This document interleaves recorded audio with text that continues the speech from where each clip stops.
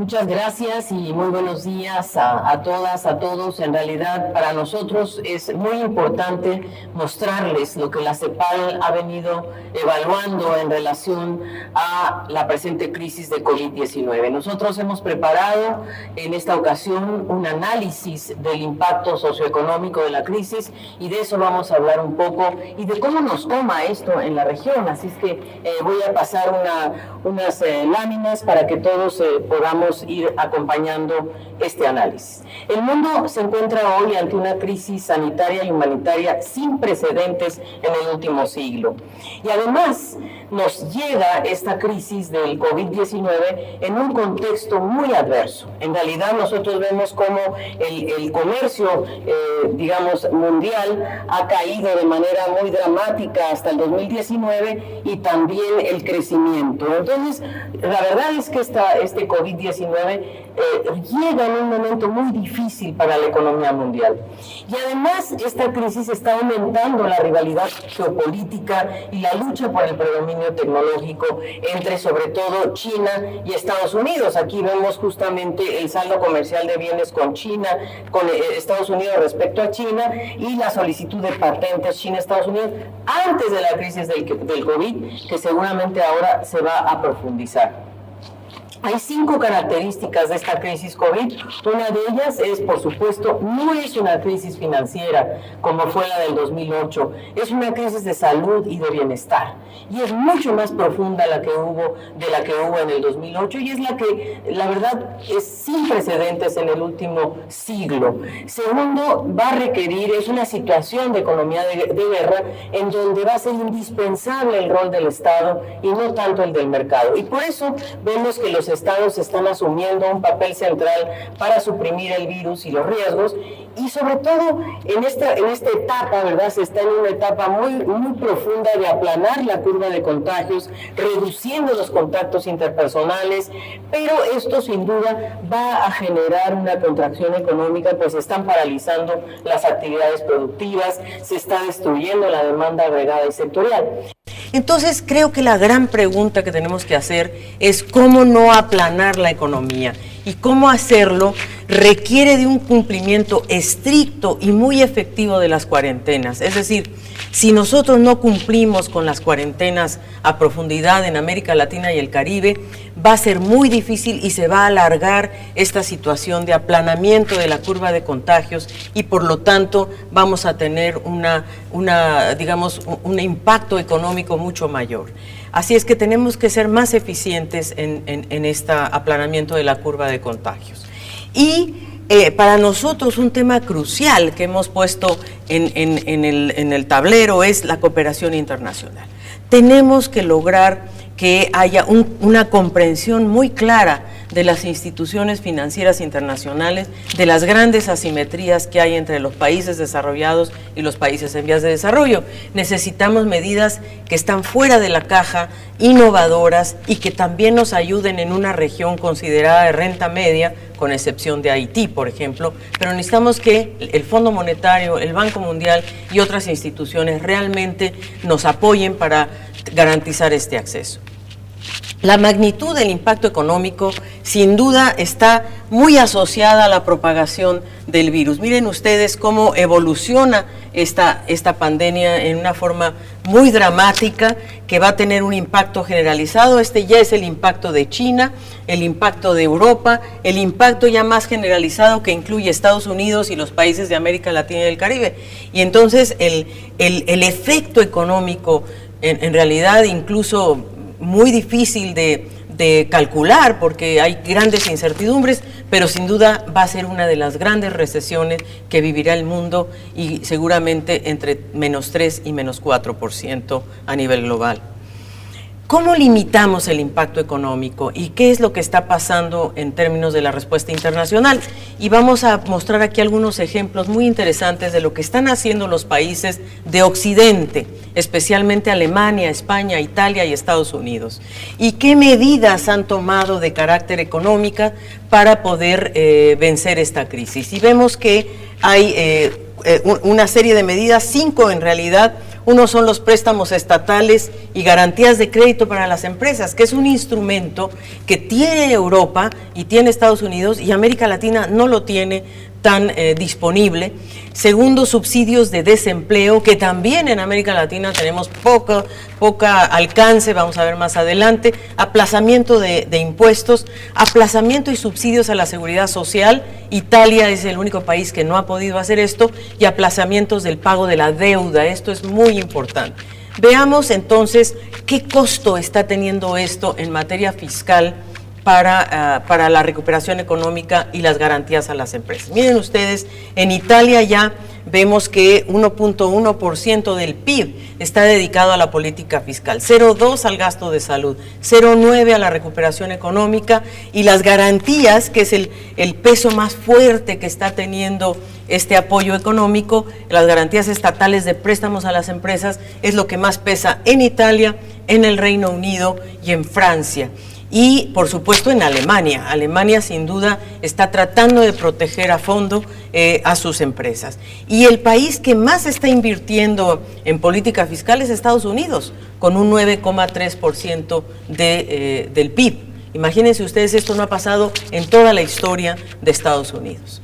Y hemos hecho un análisis de cada una de las medidas que se están aplicando en los distintos países. Así vemos, por ejemplo, Alemania, que está, el estímulo fiscal es de 126,000 millones de dólares, y lo que está haciendo es tratando de proteger empresas y trabajadores, salud, y por definir 55,000 millones. Pero sin duda hay mucho focalización en las pymes y en los subsidios de desempleo. Por supuesto, también en la protección social, sobre todo para los trabajadores en cuenta propia, y como vemos hay garantías adicionales, posibilidad de expandir deuda pública por 200,000 millones, 100,000 para capital para las empresas y 100,000 para préstamos de empresas de la KfW, que es uno de los bancos de desarrollo de Alemania. Y los fondos de garantía para empresas también, 400,000 para estabilización económica y 822,000 para la KfW. Entonces Alemania está lanzada a hacer un programa de apoyo a las empresas sobre todo. En España, por su lado, hay un costo de 18,000 millones, y ahí lo que se está buscando es proteger fundamentalmente el empleo. Individuos, protección social, comunidades autónomas, muy interesante el caso de España, y desempleo, fondo de emergencia, y hay algo interesante en el caso de España, que es la investigación farmacéutica y cómo lograr apuntalar la emergencia sanitaria. Garantía estatal para préstamos a empresas también existe en España, muy importante, y un estímulo para inversiones privadas. En Francia, esto está más dedicado a la seguridad social, 45,000 millones, no está tan desagregado como en los otros casos, pero hay una importante componente de protección social y subsidios al desempleo, garantía estatal mediante préstamos a empresas. Siempre las empresas en Europa son el punto de mayor atención. En el caso de Italia, donde ha habido esta gran emergencia, se están invirtiendo 24,000 millones. Protección civil es uno de los temas. La emergencia sanitaria se está invirtiendo 3.3 millones, 10,000 millones en empleo, ¿verdad? Porque ahí en Italia ha habido realmente una destrucción de empleo muy amplia, y cómo lograr apuntalar a los trabajadores por integración salarial, licencias, etcétera, y a las pymes un apoyo de 8,000 millones. Entonces hay también el tema de las garantías estatales para préstamos a empresas. Siempre Italia, Alemania, España, Francia están tratando de apuntalar su tejido productivo. Este es el caso de Estados Unidos, que es el que llama muchísimo la atención, porque ahí tenemos una inversión de 2,000 millones de dólares, lo que nunca se ha hecho en la historia de Estados Unidos, apoyando sobre todo a los individuos. Estos son transferencias directas a los hogares, pagos en efectivo, al desempleo, a la seguridad nacional, subsidios también a las empresas, que eso es muy importante en términos de liquidez, de alivio a la deuda, y a los gobiernos estatales y locales. Pero lo que llama la atención en el caso de Estados Unidos es el enorme apoyo que le están dando a los individuos y a los hogares. Veamos qué está pasando en América Latina y cuáles son los efectos económicos de la pandemia en las economías de nuestra región. Primero que nada, también nos toma muy mal parados, esa es la verdad, porque llevamos 7 años de lento crecimiento con tasas crecientes de pobreza y de pobreza extrema a partir del 2014, como ustedes pueden ver, a partir del 2014 comienza a elevarse la tasa de pobreza y de pobreza extrema, y en términos de crecimiento, ¿verdad? Nosotros tenemos 7 años de bajo crecimiento, entre 2014 y ahora un 2020 que seguramente va a estar muy golpeado, vamos a tener tasas de crecimiento muy bajo, y eso es como nos toma la pandemia. El peor desempeño de la inversión desde la década perdida, esto es antes incluso del COVID-19, es el peor desempeño de la inversión, en donde entre 2011 y 2018 esta región no invirtió, por el contrario, la inversión fue una de las variables de ajuste de la consolidación fiscal. Y por cierto, la productividad laboral respecto al resto del mundo sigue cayendo, y esto es para nosotros uno de los temas más relevantes en términos económicos en la región. Veamos que estamos ante el principio de una profunda recesión. Estamos ante, yo diría, la caída del crecimiento más fuerte que ha tenido la región, y esto, como ya dijimos, nos toma en una dinámica económica muy débil. El mundo, ¿verdad?, va a tener caídas muy importantes. Aquí somos bastante optimistas, seguramente va a caer mucho más.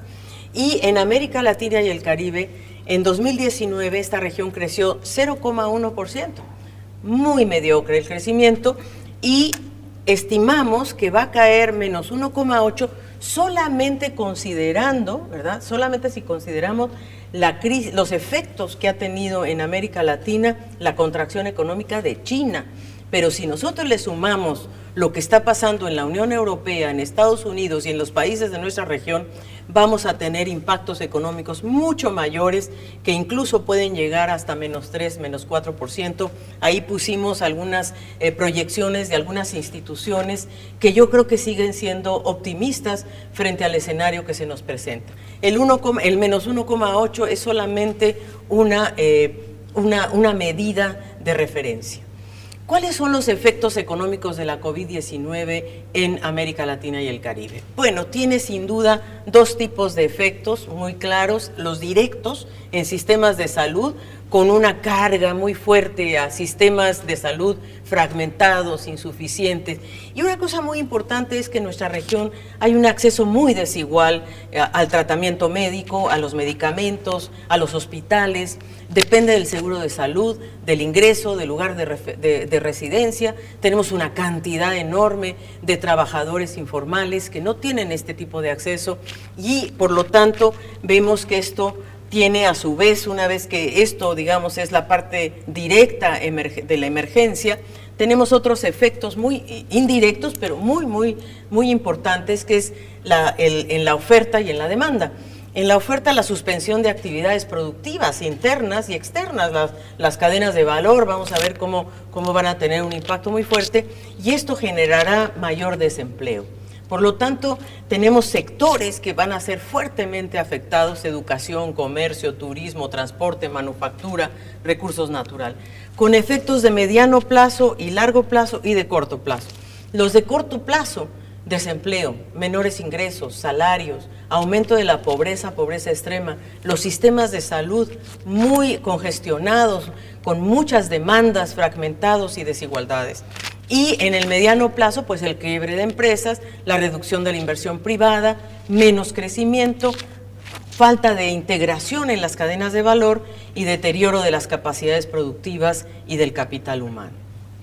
Veamos un poquito los efectos directos y veremos que la infraestructura de salud de nuestra región es insuficiente. Comparemos, ¿verdad?, el número de camas que tiene la OCDE, los países de Europa, por 1,000 habitantes. Los países de Europa por 1,000 habitantes tienen 6.2 camas por 1,000 habitantes. El único país en nuestra región que tiene ese tipo de disponibilidad es Cuba y Barbados. Son los únicos dos países que están por encima del Caribe, San Kitts, Cuba y Barbados. El resto de los países cae hacia, vamos a decir, hacia 4, en algunos casos muy caribeños, casi todos. Vean el caso de Argentina, es muy interesante el caso de Argentina, porque Argentina es de los países de América Latina que más acceso tiene a camas de hospital. En cambio, el resto cae en un promedio de 2,2 camas por 1000 habitantes en América Latina, y el naranja es casi 2,8 en el caso del Caribe. Entonces vemos que hay realmente una situación muy delicada. Vean ustedes lo que pasa en Europa. Japón, por ejemplo, tiene 7,8 camas por 1000 habitantes, y el resto, ¿verdad? Tenemos una situación muy compleja en relación a este acceso de salud. Entonces, el sistema de salud también no tiene los suficientes médicos, porque los médicos por 1000 habitantes, en realidad en América Latina es 1,9 médicos por 1000 habitantes. Cuba es el único país que tiene 7,5 médicos por 1000 habitantes. De ahí en fuera tenemos una situación muy difícil. Miren el caso de Honduras, ¿verdad? Que no llega ahora sí que ni al 10% de la capacidad por 1000 habitantes.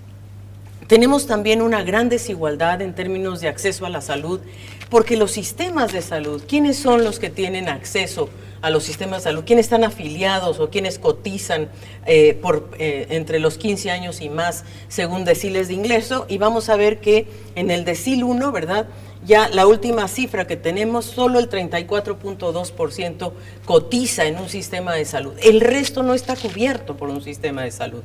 El decil 10, por supuesto, está por encima del 70%.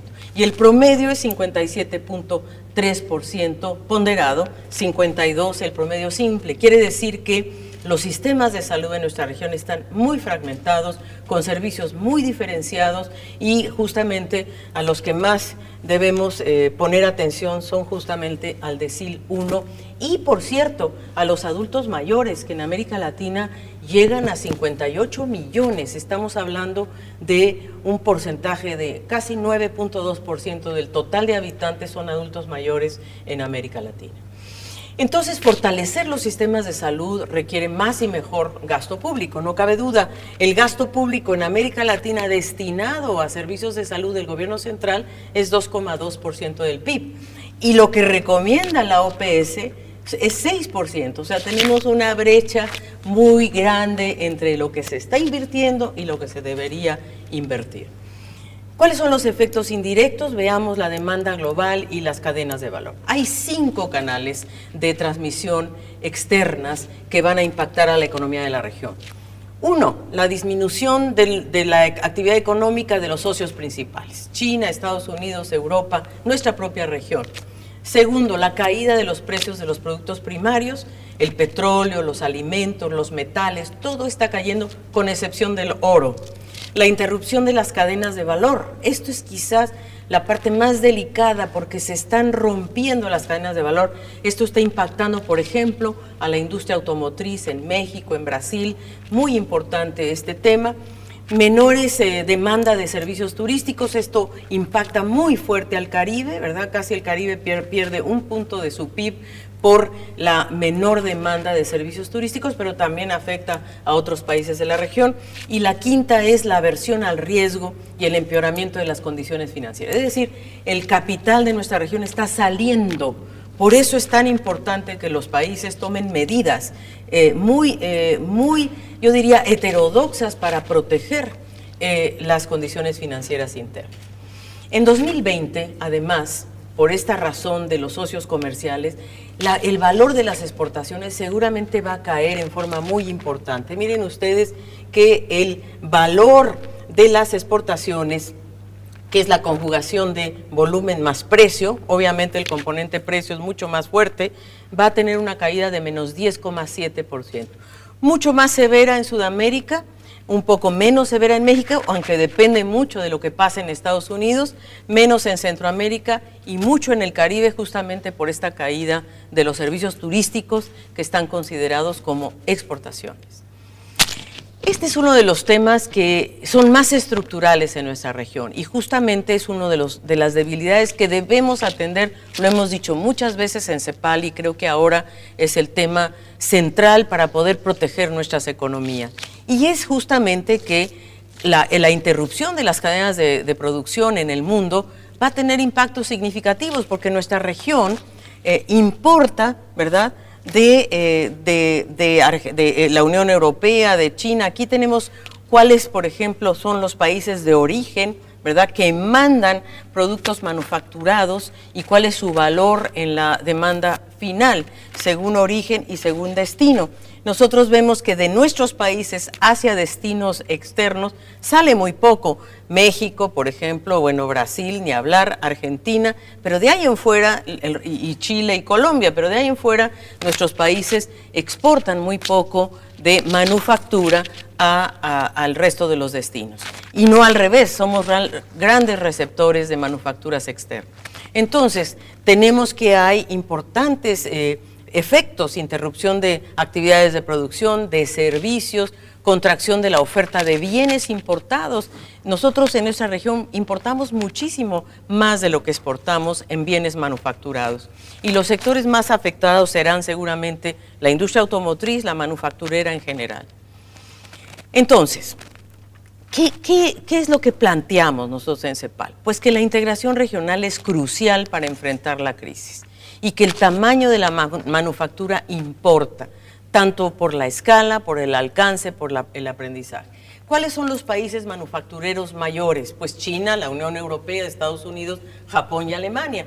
Cuando vamos a América Latina, vemos que América Latina está en una etapa intermedia con respecto a otros países. Los países que destacan en materia de manufactura en la región es México, Brasil, Argentina y un poco Colombia. Entonces, nuestra región tiene capacidades productivas poco sofisticadas y muy fragmentadas. Entonces, ¿qué tenemos que hacer? Pues sí, seguramente lo más importante y lo más urgente es reconstituir cadenas regionales de valor y garantizar la provisión de bienes, continuación de actividades productivas y tratar justamente de fortalecer esos espacios regionales, impulsando el comercio intrarregional y la logística intrarregional.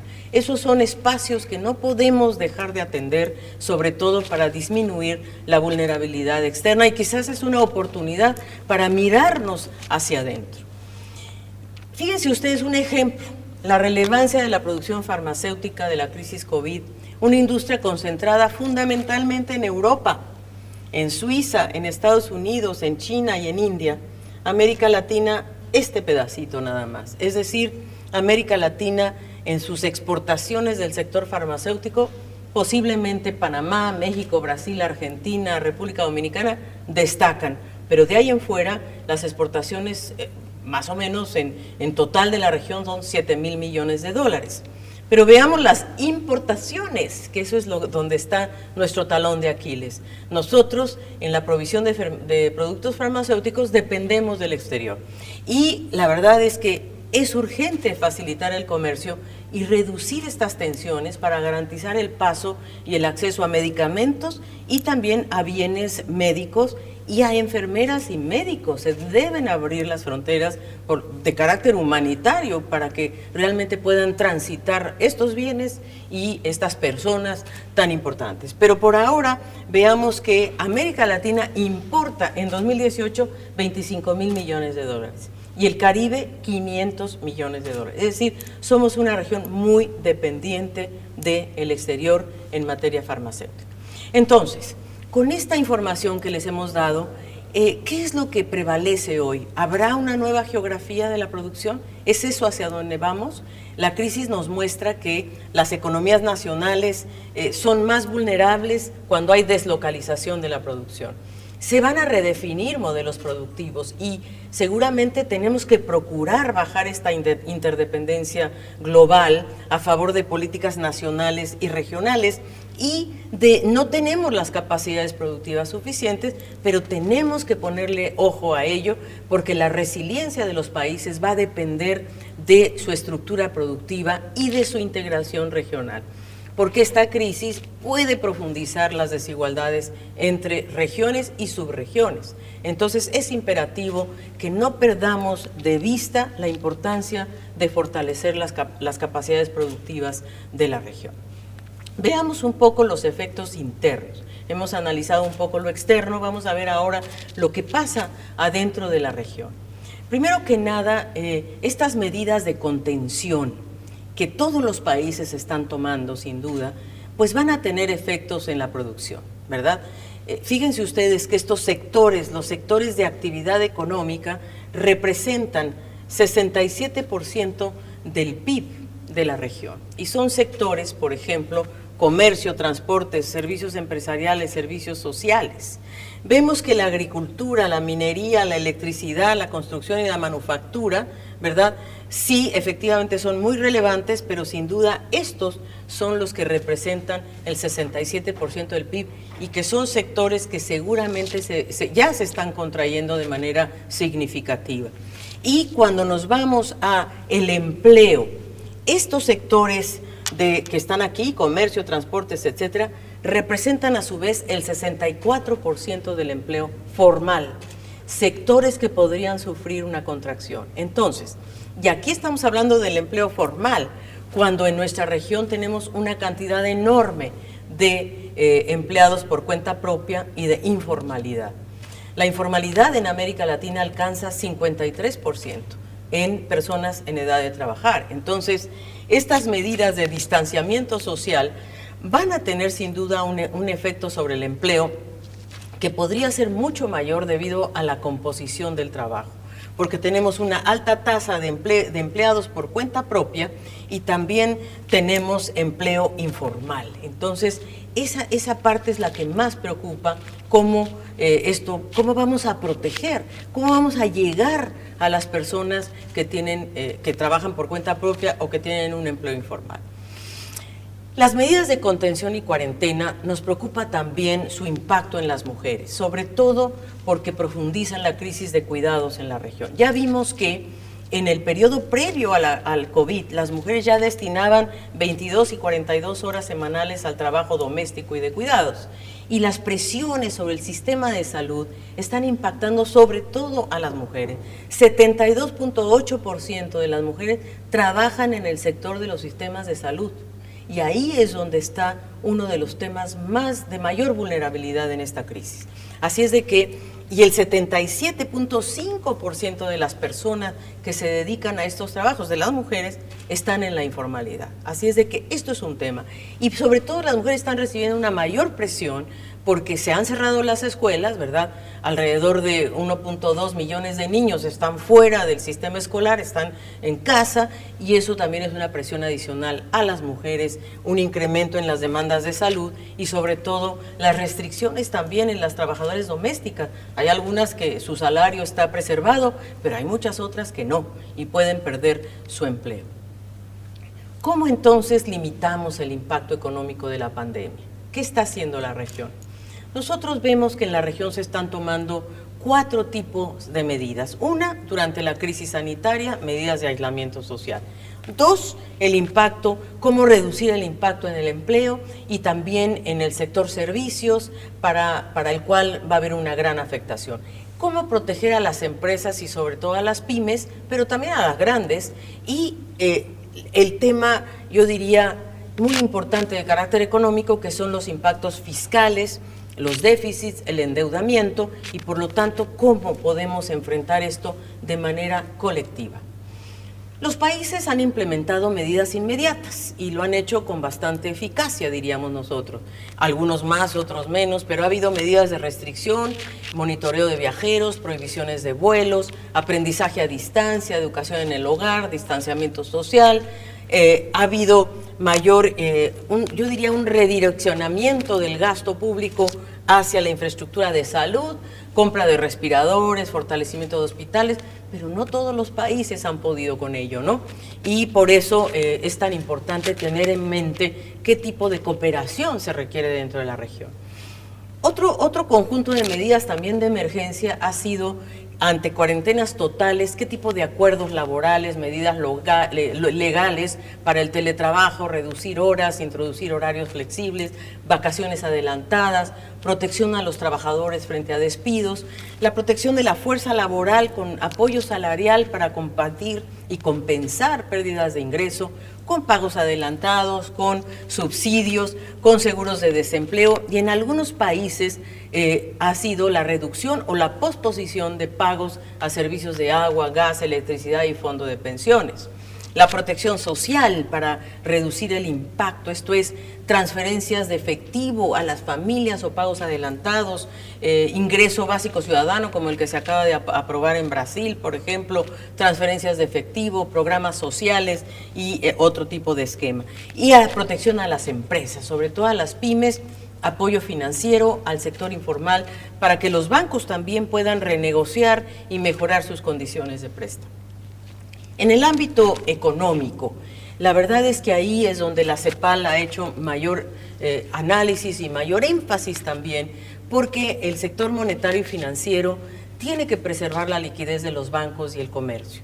Pero se trata también de abordar las deudas públicas y privadas, porque esta es una región que ha tenido un alto endeudamiento, sobre todo privado, pero también público, y por lo tanto los bancos centrales han reducido las tasas de interés, están abriendo líneas de crédito especiales, emitido préstamos adicionales, ampliando plazos, extendido hipotecas, y creo que ahí está mucho de la heterodoxia que tenemos que aplicar en este momento, por ejemplo, incluso para que si viene liquidez a la región, pues no se salga en la volatilidad y que no se vayan estos capitales. Por lo tanto, vamos a tener que tomar medidas macroprudenciales para retener esos capitales en la región. Y la fiscalidad, redirigir presupuestos estatales, retraso de declaraciones de impuestos, por supuesto que ha habido una búsqueda de financiamiento adicional y paquetes fiscales de gran magnitud. Yo quisiera resaltar lo que está haciendo Argentina, Bahamas, Barbados, Belice, Brasil, Guatemala, Honduras, Jamaica, Paraguay. Ayer Perú anunció un paquete muy importante de carácter fiscal que es histórico también y realmente nuestros gobiernos están haciendo esfuerzos muy importantes. Preservar la capacidad productiva y expandir los sistemas de protección social. Ahí estamos al debe todavía, porque necesitamos diseñar mejores políticas para proteger a los adultos mayores, a las mujeres, a los niños y a los jóvenes. La CEPAL está haciendo un observatorio y hoy yo quiero tomar esta oportunidad para lanzarlo ante ustedes. Hemos hecho un análisis detallado de lo que está haciendo país por país, y para ello hemos contado con el apoyo de los coordinadores residentes de Naciones Unidas, de todas las oficinas país de Naciones Unidas de la región, y realmente aprovecho para agradecerles, porque tenemos ya, y está a su disposición en nuestra página web, donde ustedes pueden decir, yo quiero saber qué se está haciendo en Jamaica, qué se está haciendo en Brasil, qué se está haciendo en México, qué se está haciendo en El Salvador, qué se está haciendo en Bolivia, qué se está haciendo en Chile, y aparece entonces una ficha donde viene el detalle de las medidas que cada país está tomando en materia de salud social, económica, fiscal, monetaria, y creo que eso nos da una idea del esfuerzo que está haciendo esta región. Pero el esfuerzo de nuestra región no puede subestimarse, pero a la vez es muy, vamos a decir, limitado, porque nuestra región carece del espacio fiscal para implementar estas medidas de estímulo. Miren ustedes la comparación entre Alemania, Reino Unido, lo que presentamos antes, ¿verdad? Las medidas fiscales de Estados Unidos, vean ustedes dónde están respecto a la deuda del gobierno central. Ahora miren ustedes el caso de América Latina y el Caribe, de algunos países seleccionados, las medidas fiscales, ¿verdad? Y el endeudamiento. Nosotros vemos aquí problemas de endeudamiento muy severos en Barbados, en Argentina, en Jamaica, en República Dominicana. Entonces, la verdad es que la comunidad internacional tiene que apoyar a estos países de renta media para que sus deudas sean pospuestas, reperfiladas o de plano, en muchos casos, sean recortadas definitivamente. Creemos nosotros que el apoyo internacional es urgente para estos países de ingreso medio que ya están haciendo un esfuerzo propio, pero que no tienen el espacio fiscal suficiente. Así, entonces, en este observatorio nosotros estamos poniendo este tipo de información a su disposición, donde país por país, ¿verdad?, hacemos un análisis de todas las medidas de movimientos, de salud, de educación, y cuáles son las que están tomando, dónde no se están tomando, dónde sí se están tomando, y por supuesto las medidas económicas también, ¿verdad?, qué se está haciendo en empleo, en economía, qué se está haciendo en términos de protección social, en apoyo a las empresas, en materia fiscal, en materia monetaria y para preservar la capacidad productiva. Creo que esta información, que ustedes la pueden ver comparativa entre todos los países de la región, va a ser muy útil, y de hecho nos lo pidieron los propios países. La Comunidad de Estados Latinoamericanos y Caribeños, la CELAC, nos pidió a la CEPAL que montáramos este tipo de información en un observatorio que está a disposición de la CELAC. De hecho, se lo vamos a enviar a CELAC para que ellos lo puedan cargar también en la página de CELAC y que esto esté a disposición de todos los países. Entonces, a corto plazo tenemos que implementar acciones inmediatas que permitan aplanar la curva de contagio, ojalá sin aplanar la curva de la economía, abordando la emergencia sanitaria, abordando la emergencia social. Ya vimos que, bueno, la sanitaria con los servicios de salud, la emergencia social con un ingreso básico de emergencia, con medidas de protección al empleo, con medidas de apoyo a las pymes, la emergencia económica con política fiscal, reorganizando presupuestos, una política monetaria que nos ayude a estabilizar el tipo de cambio, que preserve la solvencia y el funcionamiento del mercado bancario, y cooperación internacional. Yo quiero insistir en que la cooperación internacional es fundamental y que esta región tenga una voz coordinada, una voz cohesionada frente justamente a los organismos financieros internacionales. A largo plazo, ¿verdad?, tenemos que repensar las estrategias de desarrollo. El mundo no va a ser el mismo después de esta pandemia. De hecho, va a haber una gradualidad, ¿verdad? Por un lado, cómo salimos de la emergencia sanitaria, pero también una vez que salgamos de la emergencia sanitaria, el virus continuará dando vueltas y por lo tanto la reactivación económica va a tomar su tiempo. Pero ¿qué mundo vamos a tener después de esta crisis? Eso nos parece a nosotros de la primera importancia. ¿Qué tenemos que hacer para que el mundo del futuro sea mejor que cómo nos encontró esta crisis hoy día? Sin duda, la coordinación y la integración subregional, más allá de las diferencias políticas, tenemos que asegurar cadenas de suministro de bienes críticos, la migración, tenemos que proteger a los migrantes, tenemos que aliviar la pobreza y fortalecer el comercio intrarregional y las cadenas de producción. Yo quiero agradecerle al gobierno de Perú lo que ha decidido en relación, por ejemplo, a los migrantes venezolanos. Es muy importante proteger a los migrantes en esta etapa tan crucial. Nosotros estamos proponiendo que debe haber un fondo regional dedicado a las necesidades particulares de los países de ingreso medio. Sabemos que hay uno para ayuda humanitaria, pero esto es un fondo regional, una especie de facilidad para que los países de ingreso medio puedan recuperarse social, económica y productivamente. Manejar la deuda en este contexto macroeconómico tan difícil, necesitamos flexibilidad y que estos países puedan negociar colectivamente este tipo de política. Y por cierto, que se revisen las políticas de graduación de los países de renta media. No es posible que nos estén graduando cuando tenemos tantas brechas como lo hemos demostrado en salud, en desigualdad. Y nosotros creemos que la CEPAL ofrece ese espacio para convocar a las partes interesadas del sector público, privado, social, de la academia, para ir buscando soluciones políticas a estos impactos de la crisis.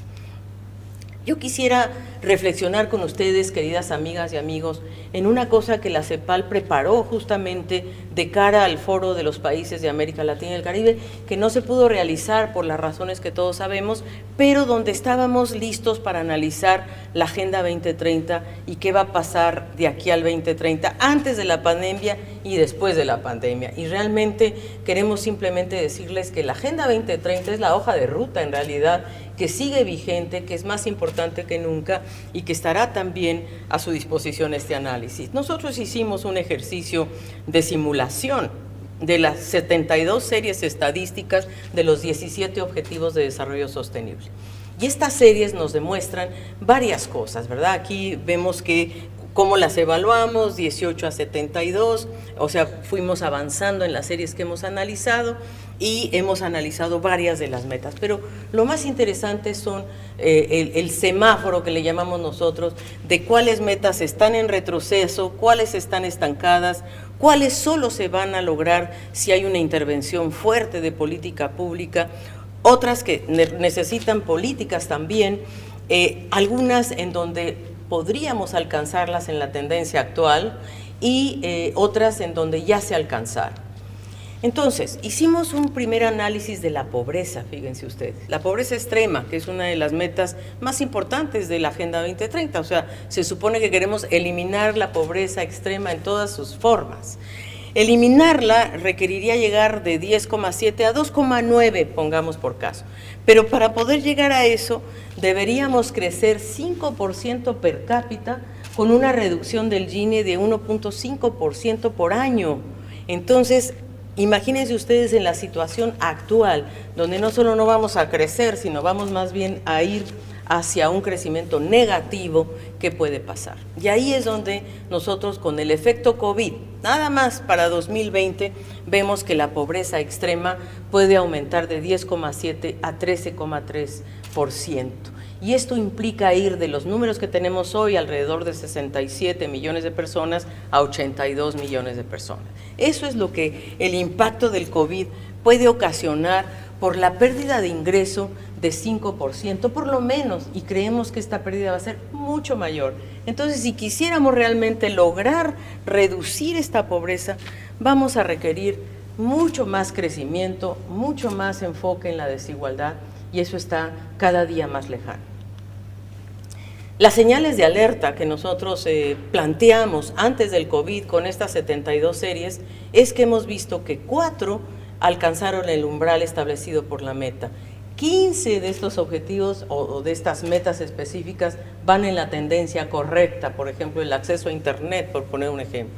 En el primer caso, la mortalidad infantil, que ya se alcanzó, la tendencia correcta, Internet, por ejemplo, donde se requiere más intervención de política pública, bueno, en algunos temas, sobre todo de transferencias sociales, sobre todo en los objetivos de empleo, de educación, etcétera, donde si no hay una intervención fuerte de política, simplemente no se va a llegar a esas metas, estas que están totalmente estancadas, que son 27, ¿verdad? Y las que están en retroceso, fundamentalmente relacionadas con nutrición. Y ahora que estamos frente a esta crisis, la seguridad alimentaria se torna cada vez más importante. Entonces, para poder avanzar en la Agenda 2030, hoy en día los países tienen que pensar en políticas de largo plazo, porque el nuevo escenario en tiempos de COVID va a requerir acciones distintas, fuera de la caja, innovadoras, heterodoxas. Por lo tanto, nosotros en CEPAL hemos puesto en marcha varios instrumentos. Un portal que está a su disposición, el Observatorio COVID que estamos lanzando el día de hoy, un esfuerzo coordinado con los coordinadores residentes de Naciones Unidas, una información actualizada sobre los anuncios de política de cada país e información sobre los movimientos dentro y entre países en relación a salud, trabajo, economía y escolaridad. Creemos que puede ser son instrumentos, todos ellos, que esperemos sean de apoyo a las políticas públicas. Por cierto, que también estamos celebrando reuniones intergubernamentales virtuales, por ejemplo, hemos tenido el día de ayer una reunión con los ministros de Desarrollo Social de la región, tendremos una con las ministras de la Mujer, tendremos otra con los ministros de Economía y Finanzas, creo que para ir articulando justamente estas posiciones comunes y compartiendo información. La región no tiene otra opción estratégica, solamente avanzar hacia un modelo de desarrollo más sostenible a través de una mayor integración. No podemos volver a transitar por los caminos que nos han conducido a estas grandes brechas de acceso a la salud, a la infraestructura, a la protección social.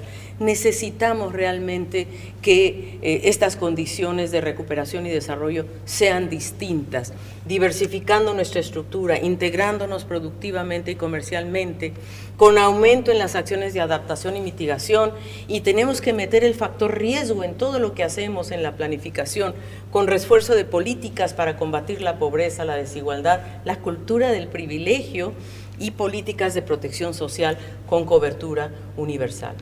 Esto es lo que estamos haciendo, queridos colegas. Algunos ejemplos de estas matrices que vamos a poner a su disposición, donde están las medidas, por ejemplo, de salud para contener y suprimir la transmisión del virus, las acciones que se requieren, las acciones específicas que se proponen, ¿verdad?